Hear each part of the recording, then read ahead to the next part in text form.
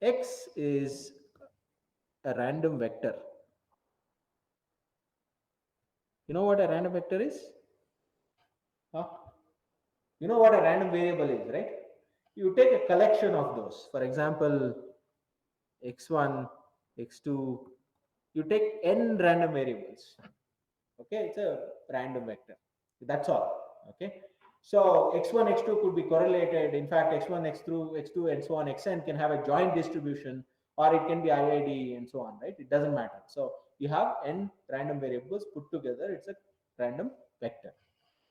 Okay, now you have a random vector, right? So how do you generate random vector? There are many ways, right? So for example, if you want to generate a two-dimensional random vector, what you do? For example, you take a circle, a unit radius, randomly pick one of these points, right? That will be a realization of a random vector, right? So it's a realization. That's how we can generate. Okay, so you have n random vector. I call that as x. So typically, I'll write it as x transpose because it's a column, right? Sorry, x is a column. Um, how do I write this? Okay, so yeah, x transpose. So x is basically a column vector. Okay, so I'll write it like this. Now I look at x transpose. What is this? X is an n cross 1 vector, right? N rows 1 column. X transpose is 1 cross n. So I will get an n cross n matrix, right? I take expected value of this. Okay, so before that, I'll also assume that expected value of x is 0. You know what expected value is, right? It's expected value of each component. Expected value of x1, expected value of x2, and so on, expected value of x, and you get another n vector, n length vector, which is deterministic, right? So you have uh, all zeros. Okay, this 0 is all 0 vector. Now, what is this called? What is this called? Any? Hey, you should have studied this in your probability theory. No? Yes or no? Okay, at least say, okay, yes, no, I don't remember, don't care. At least you should have one of the four answers, right? Or I don't want to answer. Okay, I. Huh? Can somebody tell me what is the answer? Yes. What is this called? There's a name, right? This is called covariance matrix.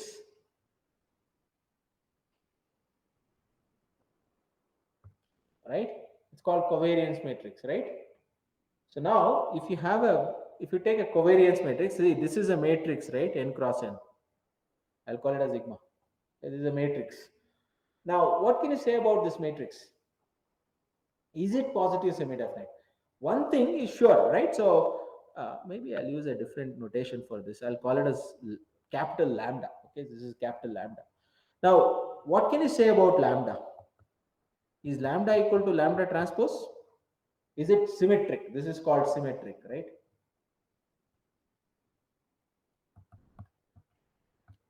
Is it symmetric?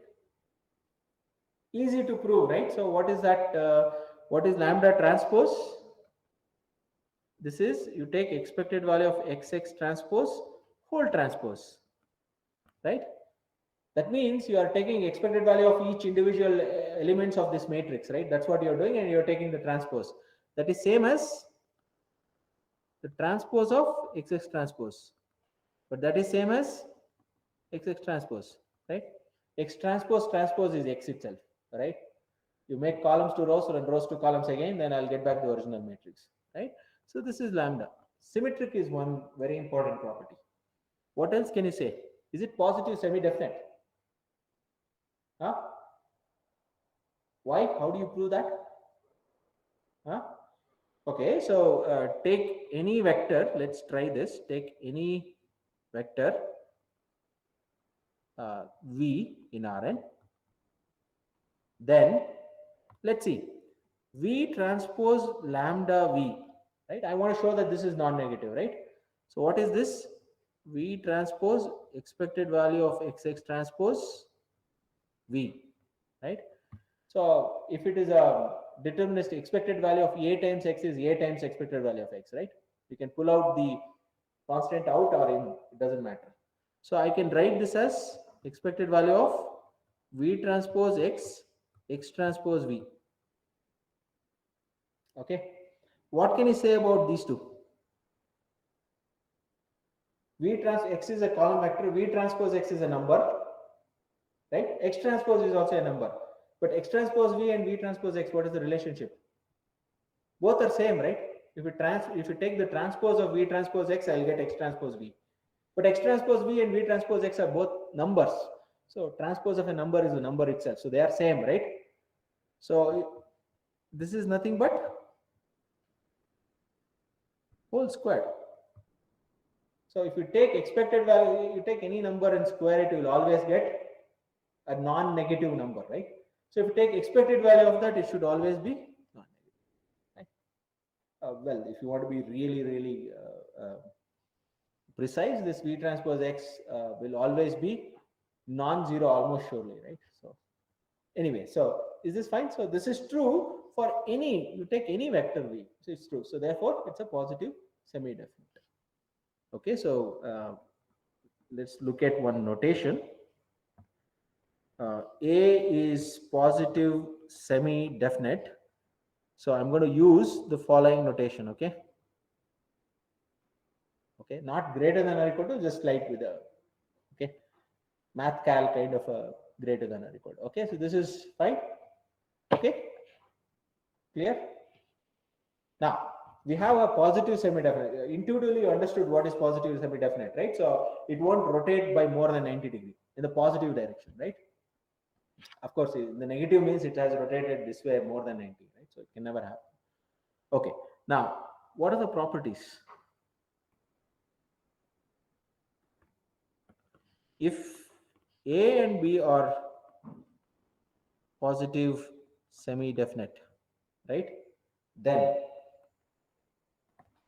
alpha A plus beta B is also positive semi-definite. How do you prove this? Can somebody try proving this?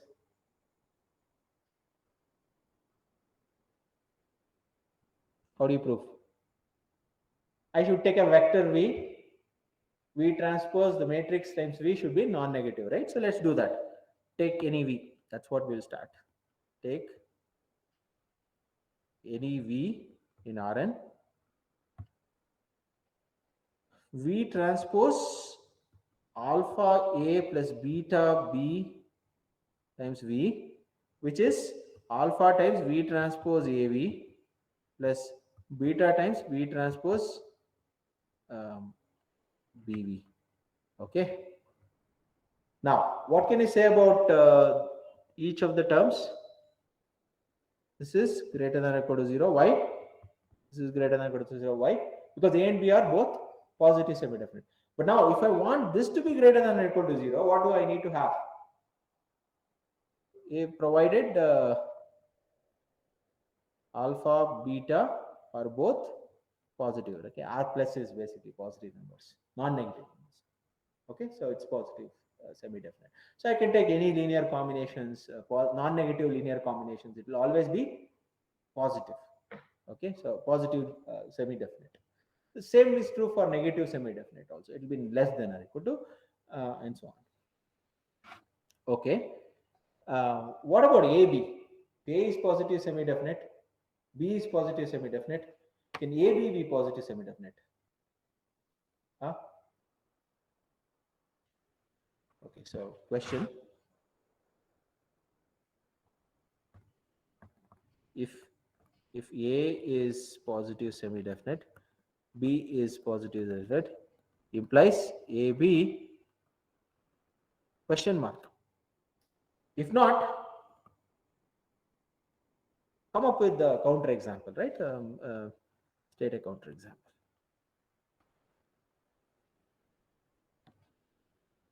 If it is true, you should be able to prove. Okay, so I'll leave this as homework problems. Figure out whether AB is a positive semi-definite matrix or not. Okay. Okay, fine. So, any questions so far? I'll pause for a minute. Any questions?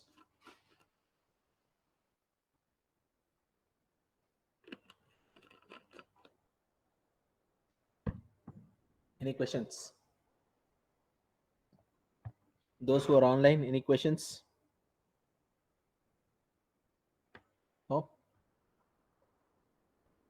Okay. No questions? Fine. Is it okay?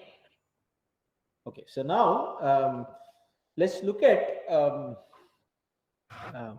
so there are two things that we have, right? So if you have a matrix, what are the characterization now? So it can be square or it can be rectangle, fat or tall matrix, right? Or it can be a symmetric matrix. It can be positive semi-definite, negative semi-definite, positive definite, negative definite, neither, right? What do you mean by neither? For certain vectors, it's positive, certain vectors, it's negative. So then it's neither, right? So now we have so many things, right? So many different varieties of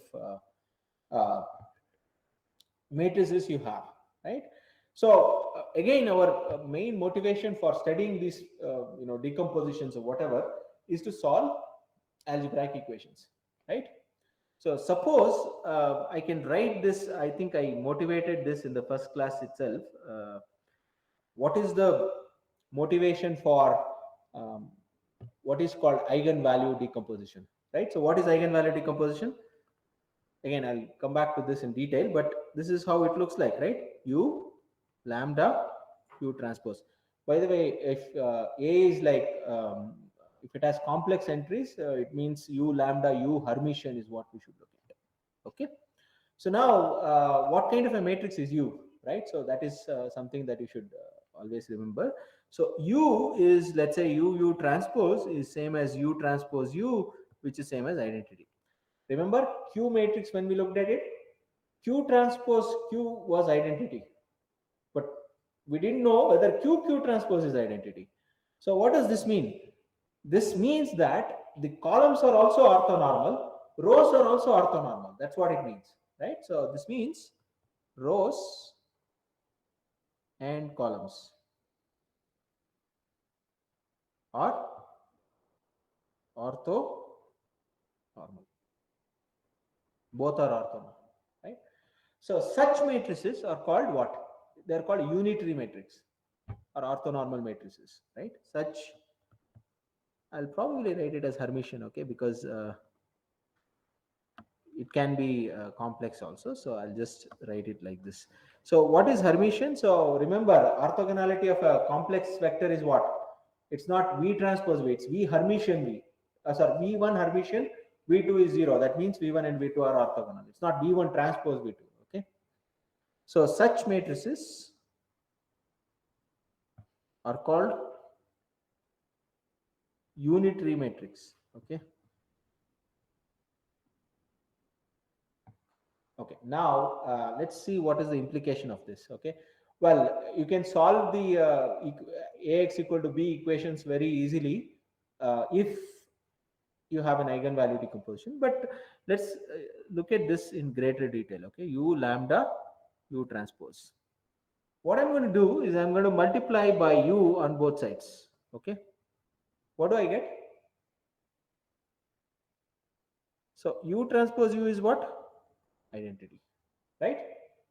So what do I get? I get AU is U lambda. Fine. Okay. Let's expand this. So this is, I can write it as A times U1, U2, UN. Okay. Times this is what? U1, U2, UN. Times what is lambda? This will be lambda 1, lambda 2, lambda n. 0 here, 0 here. This is how it looks like, right? Let's concentrate on the first column of the left hand side. What is the first column of left hand side matrix? AU1, right? AU1 is the first column, right? What is the second column? AU2, and so on. What is the last column? AUN. Very clear, right? So what is the first column of on the right hand side? What is the first column? How do I write the first column? See, when you multiply this by the first column here, right? So when I multiply this by this, what do I get? This lambda 1 gets multiplied with first entry here, right? If I want to get the second entry of the first column, I should take this and multiply by this. What do I get? This lambda 1 again gets multiplied by the second entry here. So and so on. So essentially, if you look at the first column, lambda 1 is getting multiplied to u1, right? So it will be, what will be the second one? Lambda u. Okay. Now if I match, so what do I get? I get AUI is lambda I UI. Right? This is what I want, right? So that means diagonalization is essentially, it boils down to this question, right?